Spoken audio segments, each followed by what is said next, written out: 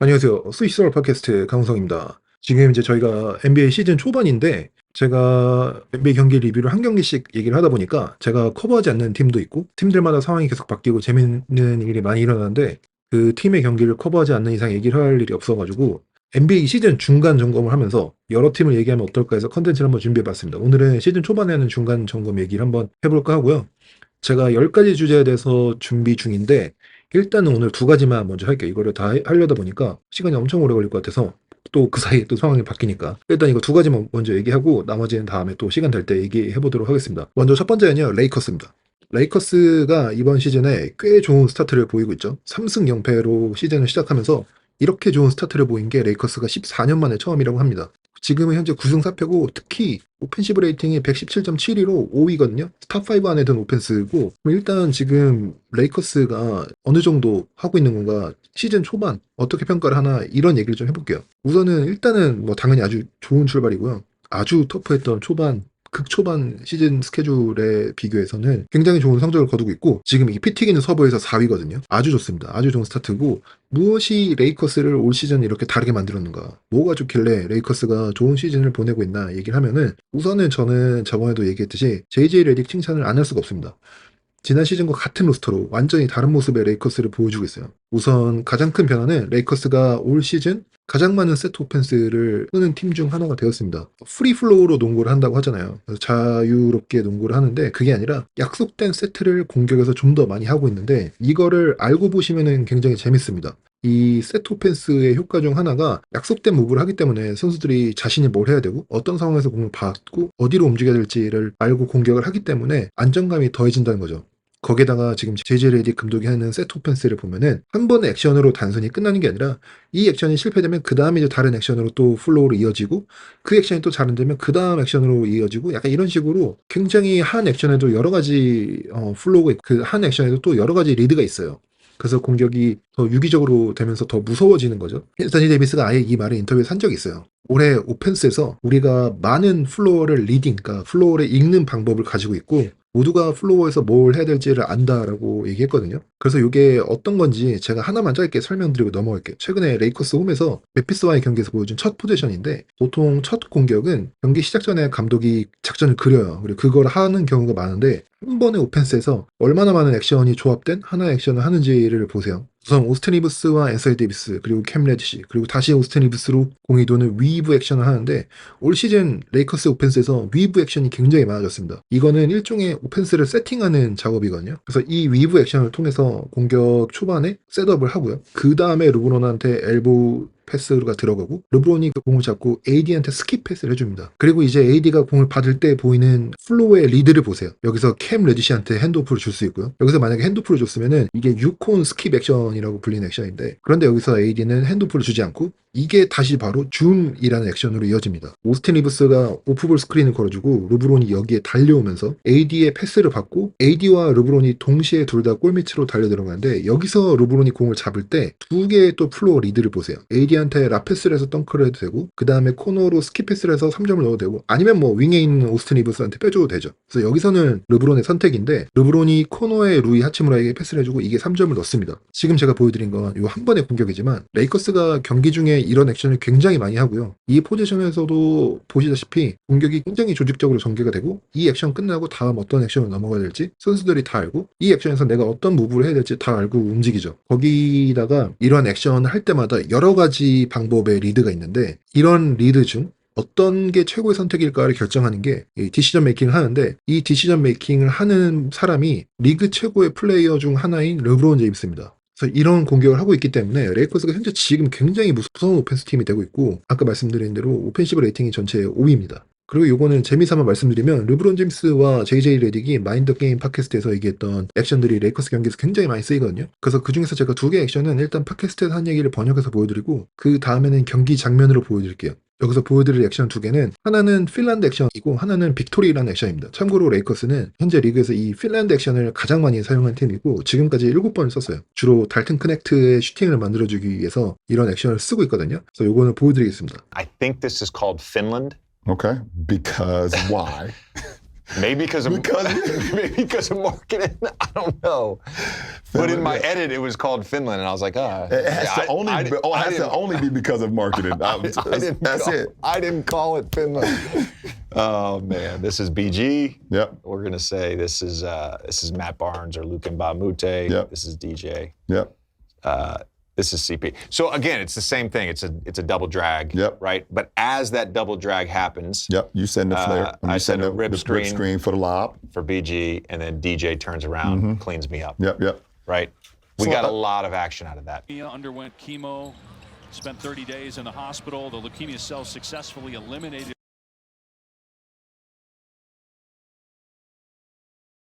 from his body. We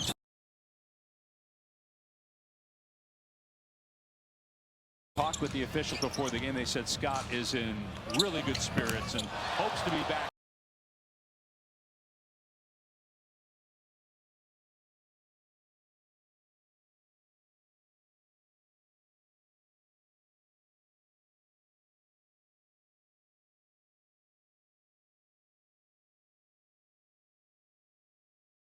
네, 그리고 다음은 빅토리라는 브래드 스티븐슨 전 보스턴 감독, 현 보스턴 셀틱스의 제너럴 매니저가 쓰던 액션 중 하나인데, 이게 위너라는 브래드 스티븐슨 액션 세트예요. 위너라는 세트가 여러 가지가 있는데 그 중에서 빅토리라는 플레이를 JJ 레딕이 설명을 하거든요. 그래서 실제 레이커스가 썼던 액션은 완전히 똑같진 않지만 결국에 이 위너 세트의 변형입니다. Hypothetically say I'm on your team. Yep. And I'm 4 for 5 from 3. It's the second quarter. Under 3-minute timeout. We've got a 9-point lead, trying to turn into double figures, our ball. You got to drop a ATO for me. This is the ATO? Yeah. And we're a pretty good team. I'm on your team. Yes. Okay. Yeah. Okay. And we have a good screening 5-man. We have a good screening 5-man? Okay, perfect. You want to draw it up? Yeah, sure. Okay. Let's put, I'll be here. All right. Yep. We'll put the 5-man here. Okay. You know what? No, I'm going to start over. I'm going to put you here, JJ, to start. All right. I'm going to put the 5-man here, same side as the ball is being taken out of. Okay. So that's the 1 or the 2. All right. And then two-man is right here. Well, I'm the 2-man. Okay, so put the 3 there. 3's there. All right. So on the slap of the ball, simultaneously, JJ, you're going to come to the ball. You're 4 for 5, right? Yeah. Okay.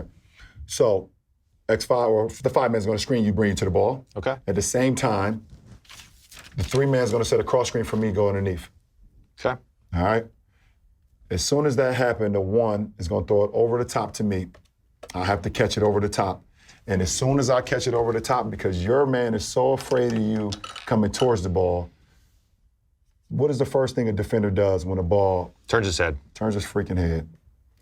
As soon as that happened, re-screen for you, Jay. Yep. Victory. Victory. We're going to get you a great... Victory. No, it's Brad Stevens, victory. Oh, that's what it's called. This is, yeah. I've run it before, too.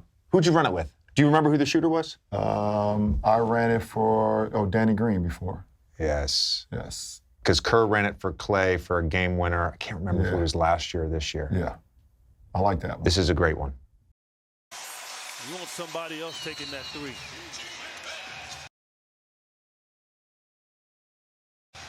Three-point game. They lob it over the top to James. Kick it across to Reeves. Off the screen. Gets the look. No.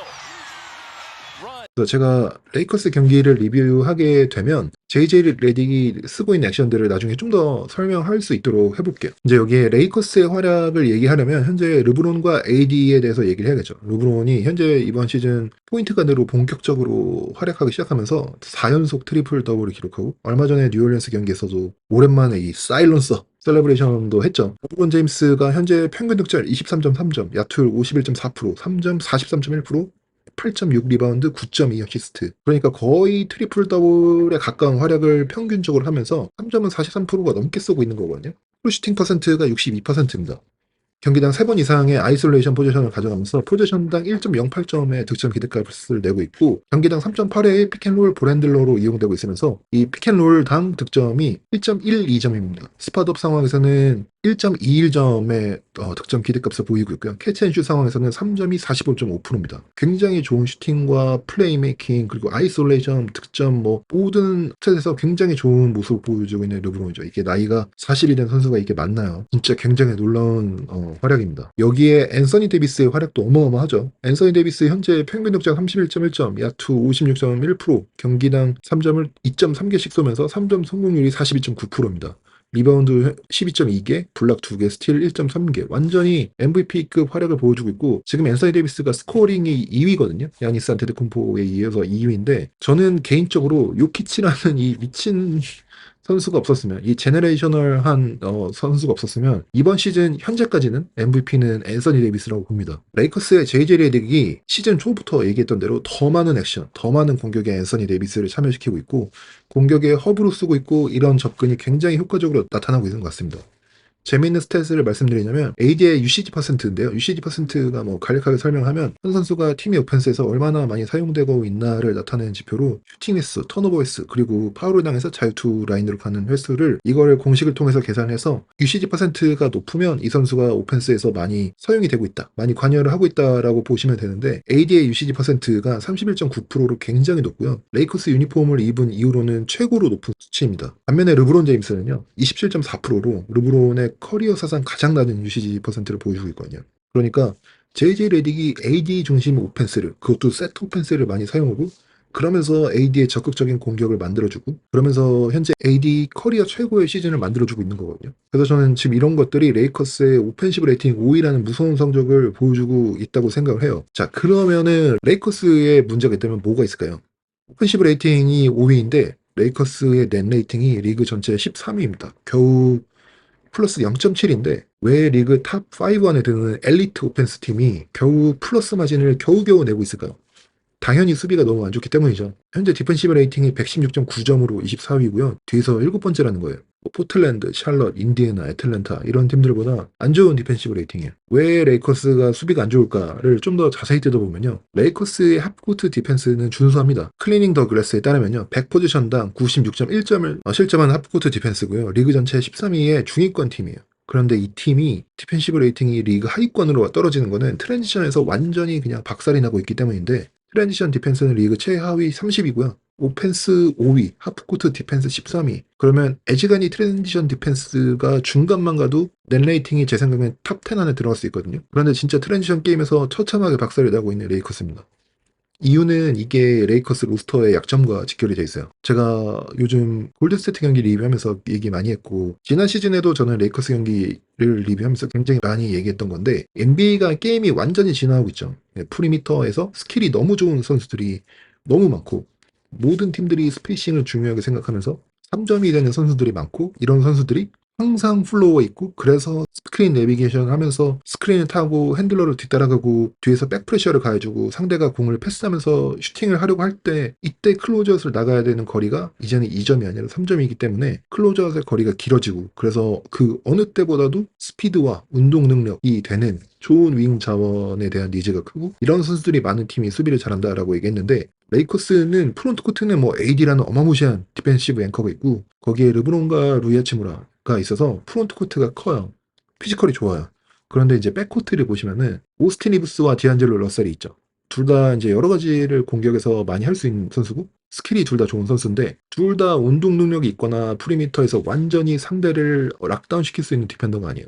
상대방이 좋은 프리미터 플레이어가 있다고 했을 때 이 선수를 막기 위해 전담으로 해서 붙일 디펜더가 둘 다 아니죠. 그리고 로스터를 보시면 그 역할을 해줄 수 있는 선수가 제 생각에는 밴더빌트밖에 없어요. 하지만 지금 밴더빌트는 부상이기도 하고 또 밴더빌트가 뛴다고 해도 공격에서의 약점이 좀 있긴 하거든요. 지금 레이커스는 상대방의 프리미터 플레이어한테 전담해서 붙일 선수가 없기 때문에 이상적으로는 공격에서 스페이싱도 되고 공격에서도 플러스가 되는 자원이면서 밴더빌트처럼 수비가 되는 선수가 가장 이상적이거든요. 근데 지금 로스터를 보면은 그런 선수가 사실 없어요. 그래서 JJ 레딕이 그나마 그래도 운동 능력이 좀 좋은 캠 레디시나 게이브 빈센트를 쓰는 거거든요. 그런데 이제 다른 좋은 팀들을 보면 이런 스피드가 빠르고 운동 능력이 좋은 디펜더가 꼭 있어요.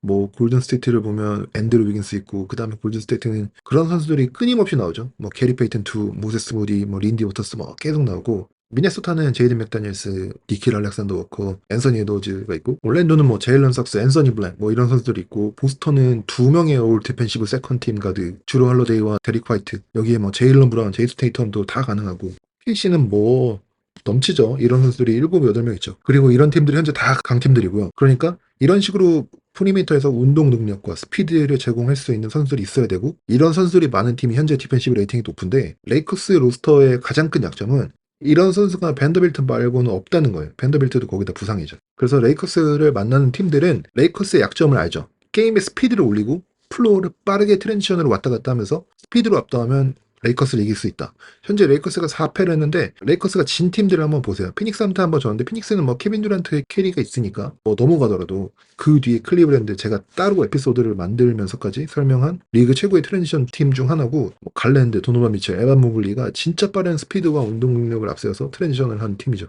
디트로이트 젊고 운동 능력 좋고 스피드가 빠른 팀이죠. 멤피스 리그에서 가장 빠른 팀 중 하나고 트랜지션을 즐겨하는 팀이죠. 자모란트가 뛰었을 때 레이커스가 멤피스한테 졌어요. 이게 지금 보여주는 것들이 레이커스에 결여된 게 이제 현대 농구에서 가장 중요한 프리미터의 스피드와 운동 능력이라는 건데 리그의 탑팀이 되려면 이 점이 트레이드 데드라인 전까지 보강이 돼야 될 것 같습니다. 그래서 어느 정도 팀의 스피드와 운동 능력을 좀 채워주고 그래서 최소한 디펜시브 레이팅이 중하위권이 아니라 중위권까지는 올라가야 돼요.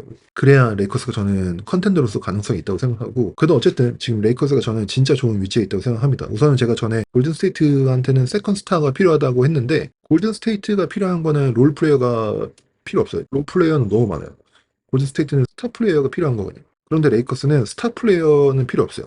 지금 롤 플레이어가 중요하고 롤 플레이어 중에서도 이 운동 능력과 스피드를 채워줄 수 있는 선수예요. 그래서 레이커스는 현재 리그에서 탑 10 안에 들어가는 스타 플레이어를 2명이나 보유한 유일한 팀이거든요. 저는 르브론과 AD가 여전히 둘 다 리그 탑 10 플레이어라고 생각하고 이 팀이 이 2명을 다 갖고 있기 때문에 레이커스한테 필요한 거는 롤 플레이어고 이론상 골든스테이트가 만약 트레이드를 노린다면 데려와야 되는 세컨 스타는 샐러리 면에서 매치하기도 힘들고 스타를 트레이드한다는 게 굉장히 힘든 일이잖아요. 근데 여러 가지 면에서 롤플레이어 데려오는 게 훨씬 더 쉬울 거고 그래서 이론상 골든스테이트의 숙제보다 레이커스의 숙제가 좀 더 쉬울 것 같긴 한데 그것도 사실은 다 어렵죠. 어떤 샐러리를 매치해주냐 누구를 보내느냐 레이커스는 디안젤로 러셀을 보내고 싶어 할 텐데 디안젤로 러셀의 만기 샐러리를 누가 받아줄 거냐 이런 것들이 이제 다 고려 대상인데 어쨌든 뭐 어떻게 될지 되게 궁금하고 레이커스의 초반에 어쨌든 저는 굉장히 긍정적으로 보는 것 같습니다. 저는 두 번째는 애틀란타 얘기 좀 해보죠.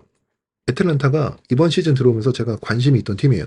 과연 이번 시즌에 트레이 영, 디존테 머레이를 해체하고 리빌딩을 누를지 아니면 어떤 식으로 다시 보강해서 다시 플레이오프에 도전할지 궁금했거든요. 근데 오프 시즌에 애틀란타가 한 부분은 디존테 머레이를 뉴올리언스를 보내고 시즌을 시작합니다. 이게 좀 약간 보는 사람으로 하여금 약간 이렇게 머리를 극적이게 만드는 무브거든요. 아니 뭐 트레이드를 할 거면 다 트레이드해서 보내고 완전히 리빌딩을 해야지 애매하게 디존테 머레이만 보내서 뭘 하려는 거지? 라는 생각이 들거든요. 게다가 이제 내년도에 있을 NBA 드래프트 25년도 NBA 드래프트는 역대 드래프트 중에 굉장히 좋은 선수들이 많이 있을 풍작 드래프트로 예상이 돼요. 예를 들면 이번 연도 2024년 드래프트가 1순위가 자카리 리사셰로 애틀란타가 데려갔는데 이번 드래프트가 역대급 흉작으로 평가가 되죠. 그러니까 선수 티어를 나누자면 1티어는 예를 들면 슈퍼스타가 될 수 있는 선수 프랜차이즈의 스타가 될 수 있는 선수가 1티어고 2티어가 진짜 잘하면 커리어 중 한 번 올스타를 해볼 만한 선수가 2티어라 치고 3티어가 롤플레이어라고 치면은 이번 드래프트에는 2티어 선수가 한 명도 없었다는 게 전문가들의 드래프트의 예상이었거든요. 그런데 내년 드래프트는 이 1티어 선수가 두세 명 넘게 있을 거다. 근데 2티어 선수도 굉장히 많다라는 게 지금 내년 드래프트의 예상이에요. 당연히 1순위로 예상되는 쿠퍼 플래그 외에 뭐 딜런 하퍼, 에이스 벨리 뭐 좋은 선수들이 지금 많이 포진되어 있거든요. 그래서 이번 NBA 시즌은 애매하게 탱킹하면 안 되는 시즌이에요. 우승하고 싶으면 플레이오프를 노리고 그게 아니라면 완전히 그냥 탱킹을 해서 내년 드래프트에서 상위 픽을 노려야 되는 시즌이거든요. 그래서 이렇게 애매하게 트레이 영 데리고 시즌을 보낼 바에 빨리 제일런 존슨 위주로 팀을 다시 재구성해서 트레이 영 트레이드 보내고 올 시즌 탱킹하면서 리빌딩을 해야 되지 않나라는 생각을 할 수도 있거든요. 그런데 애틀란타가 이런 애매한 노선을 취하는 이유가 있어요. 요거를 제가 좀 설명을 드리기 위해서 다른 팀들 얘기도 좀 하면서 설명을 드릴게요. 오프 시즌에 브루클린 네츠가 뉴욕 닉스랑 미카엘 브리지스를 보내는 트레이드를 했죠. 그리고 많은 주목을 받진 않았지만 바로 이어서 브루클린 네츠가 휴스턴 로켓츠와 드래프트 픽을 교환하는 트레이드를 했단 말이에요. 그래서 이게 별개의 사건처럼 보이지만 사실은 이 휴스턴과 브루클린 네츠의 트레이드가 엄청 중요한 거예요. 왜냐면 브루클린 입장에서 보면요. 미카엘 브리지스가 브루클린에서 가장 중요한 선수였고 가장 트레이드 가치도 높은 선수였는데 이 선수를 보낸다는 건 브루클린 네츠가 사실상 탱킹을 하겠다는 거잖아요. 근데 탱킹을 해서 성적이 안 좋으면 안 좋은 대로 보상이 있죠. 다음 연도 드래프트에서 높은 순위의 픽을 배정받을 확률이 올라가는 건데 못하면 못하는 대로 보상이 따라온다는 거잖아요. 그리고 말씀드린 대로 2025년 드래프트로 참여한 선수가 아주 좋은 드래프트 클래스이기 때문에 브루클린은 미카엘 브리지스를 뉴욕으로 보내고 탱킹을 해서 다음 시즌 성적을 안 좋게 만든 다음에 2025년 높은 드래프트 픽을 가져오고 그래서 좋은 선수 뽑고 그래서 리빌딩을 하겠다. 뭐 이런 계획이었겠죠. 그런데 여기에 문제가 하나 있죠. 브루클린의 2025년 드래프트 픽을 브루클린이 가지고 있지 않아요. 제임스 하든 트레이드 때 휴스턴으로 보내서 휴스턴이 가지고 있어요. 말하자면 기껏 미카엘 브리지스 보내고 탱킹해서 성적이 안 좋아봤자 어차피 휴스턴으로 드래프트 픽이 가 있기 때문에 휴스턴 좋은 일만 시키는 거죠. 휴스턴이 브루클린의 미래 운명을 잡고 있는 거예요. 이 휴스턴의 허락 없이는 브루클린은 리빌딩을 하지 못하는 상황이었어요. 그래서 브루클린하고 휴스턴이 드래프트 픽을 교환하는데 브루클린이 휴스턴으로 갔던 2025년, 2026년 픽을 다시 돌려받고 휴스턴은 2025년 1라운드 픽을 피닉스와 교환할 권리, 그리고 2027년 1라운드 픽, 그리고 2029년 달라스 피닉스, 휴스턴의 픽 중 높은 픽 2개랑 바꿀 권리를 가져갔어요. 그러니까 브루클린이 트레이드로 갔던 자기네 드래프트 픽을 다시 휴스턴으로부터 받아옴으로써 이제 탱킹을 해도 성적이 안 좋으면 그 보상이 나한테 오게 되는 거잖아요. 그래서 브루클린과 휴스턴이 트레이드가 뭐 별거 아닌 것처럼 나중에 작게 보도되고 별개의 사건처럼 보이지만 사실은 아니에요. 이게 먼저 브루클린과 휴스턴이 얘기가 되어 있었기 때문에 브루클린이 탱킹을 해도 이득이 있는 포지션에 오게 된 후 미카엘 브리지스 트레이드를 한 거고 이 트레이드가 굉장히 중요한 거였거든요. 그러면은 왜 휴스턴은 브루클린 좋은 일 해줬나요? 왜 휴스턴은 이 트레이드를 왜 했나요? 일단은 브루클린으로부터 받은 픽 숫자가 많기도 하고 피닉스의 2025, 27 1라운드 픽을 가져온 거거든요. 휴스턴은 이게 가치가 있다고 본 거죠. 이거는 뭐냐면 휴스턴은 지금 피닉스의 케빈 듀란트, 데빈 부커, 브래들리 빌 이 빅3가 성공을 못할 거고 이번 시즌이든 다음 시즌이든 피닉스가 이 팀을 해체할 거라는 거에 배팅을 한 거예요. 그러면 피닉스도 이제 다 트레이드 보내고 리빌딩 하고 싶거든요. 그러면 피닉스는 아까 브루클린이랑 똑같은 상황에 놓이게 되죠. 피닉스가 리빌딩을 하고 싶은데 자기네가 탱킹을 해봤자 픽이 휴스턴에 가 있기 때문에 휴스턴 좋은 일만 시키잖아요. 그러니까 다시 피닉스의 미래를 휴스턴이 결정하게 되는 상황이죠. 휴스턴의 허락 없이는 피닉스는 리빌딩을 못합니다. 그러면 피닉스가 휴스턴에게 이 드래프트 픽을 돌려받기 위해서 제안을 할 거고 이때 휴스턴은 피닉스에게 선수를 뜯어내겠다 이런 심산이거든요. 그래서 예전에 이 트레이드가 됐을 때 ESPN의 워즈 기자가 케빈 듀란트를 휴스턴이 노리고 있다라는 얘기를 했는데 이게 그 이유예요. 근데 어쨌든 저는 좀 생각은 좀 다릅니다. 저는 이 휴스턴의 무브는 데빈 부커를 노리는 무브 같아요. 만약에 피닉스가 리빌딩을 한다면 데빈 부커도 이미 나이가 꽤 있는데 데빈 부커를 데리고 리빌딩 하겠습니까? 데빈 부커도 일단 트레이드 보내고 할 것 같거든요. 만약 그 상황이 오면 휴스턴이 리빌딩 하고 싶은 피닉스의 드래프트 픽을 인질로 삼고 드래프트 픽 줄 테니까 너네 선수 누구누구 내놔 할 때 케빈 듀란트가 휴스턴의 선수 들어간 타임라인이 안 맞으니까 그래도 아직은 프라임 타임에 있는 데빈 부커를 원할 거고 데빈 부커라는 샷메이커와 요즘 휴스턴 진짜 무섭거든요. 이런 휴스턴의 젊은 윙들이 드글드글한 데서 뛰면은 진짜 무서운 팀이 될 것 같아요. 어쨌든 좀 설명이 길었는데 이런 식으로 NBA 드래프트 픽이 역할을 하거든요. 애틀랜타도 지금 마찬가지예요.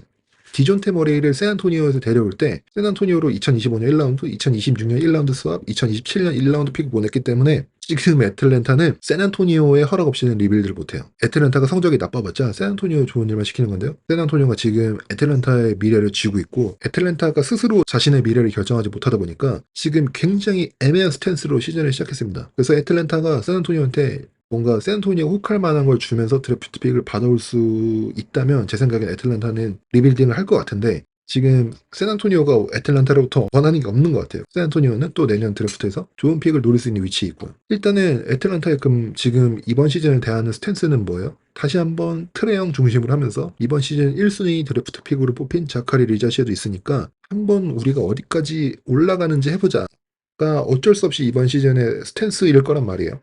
지금은 뭐 애틀랜타가 성적이 뭐 썩 좋지 않아요. 6승 8패, 동부 7위인데 아직 시즌 초반이기도 하고 이 팀이 올해 성적을 어떻게 낼 것인가, 얼마나 샌안토니오한테 뭐 좋은 픽을 안겨줄 건지, 아니면 시즌 중에 어떤 식으로든 샌안토니오의 픽을 트레이드를 통해서 가져오려고 할지, 아니면 이 팀이 플레이오프 진출할 수 있을지 등등 되게 관전 포인트가 많은 흥미로운 팀이에요. 아직 성적도 뭐 그닥 좋지 않지만 애틀랜타한테 지금 애틀랜타한테 지금 이번 시즌 그나마 제일 좋은 일이면서 제가 요즘 제일 경이로운 눈으로 바라보는 게 바로 하나 있습니다. 바로 다이슨 데니엘스가 여러분이 가장 좋아하는 플레이어를 락다운시키면서 공을 뺏어가는 모습이에요. 다이슨 데니엘스, 뉴올리언스에서 디존테 머레이 트레이드로 애틀랜타로 왔는데 지금 애틀랜타는 뉴올리언스한테 모두 다 고맙다고 얘기를 해야죠. 지금 현재 NBA, 지금 현재 농구에서 가장 중요한 프리미터 디펜더의 포지션에서 가장 무서운 디펜더로 떠오르고 있습니다. 다이슨 데니엘스가 리그 최정상급, 아니 여태껏 한 번도 보지 못했던 미친 수비를 보여주면서 현재 리그 최고의 디펜더로 주목을 받고 있는데, 다이슨 데니엘스가 오늘 포틀랜드전을 제외한 그 전 4경기에서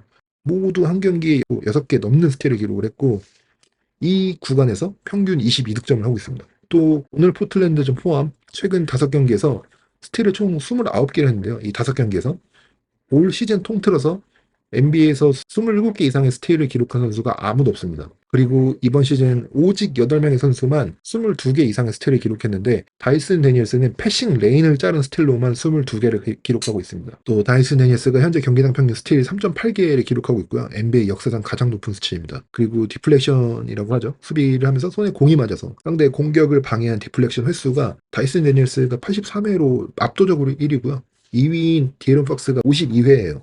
어마어마한 차이로 혼자 완전히 다른 세계에서 수비를 하고 있는 다이슨 데니엘스예요.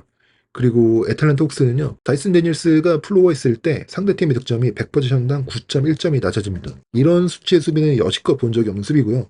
여기에 다이슨 데니엘스가 최근 공격에서도 성장을 많이 하면서 평균 15득점 이상씩 해주고 있고 점점 더 공수에서 맹활약을 하고 있으면서 MIP와 디펜시브 플레이 오브 더 이어 캠페인을 이어가고 있습니다. 저는 다이슨 데니엘스가 만약에 이번 시즌에 65경기 이상 플레이했는데 디펜시브 플레이 오브 더 이어, 올 디펜시브 팀 이 후보에도 이름을 올리지 못한다면은 저는 너무너무 충격받을 것 같아요. 네, 오늘은 그래서 준비한 건 여기까지고요. 제가 다음에 시간이 있을 때 시즌 중간 점검 컨텐츠를 또 한번 만들어 보도록 하겠습니다. 오늘도 시청해주시고 들어주셔서 감사합니다. 저는 다음 에피소드로 돌아오겠습니다.